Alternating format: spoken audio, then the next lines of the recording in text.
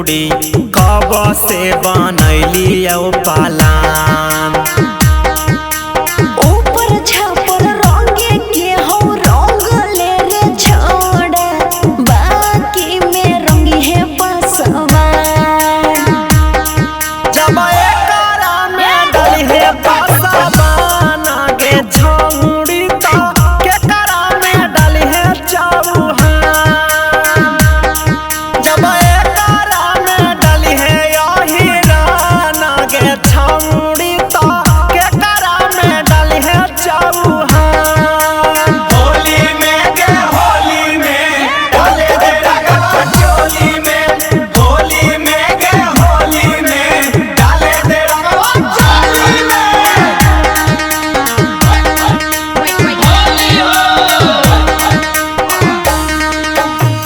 कौरंग चौहान जी के गाढ़ा गे छौड़ी होतौ न दोबारा ने मान।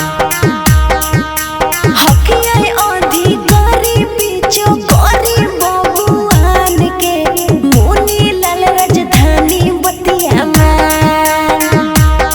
जब एकरा में डली है बबुआन गे छौड़ी तो केकरा में डली है चौहान। जब एकरा में डली है हीरा नागे छौड़ी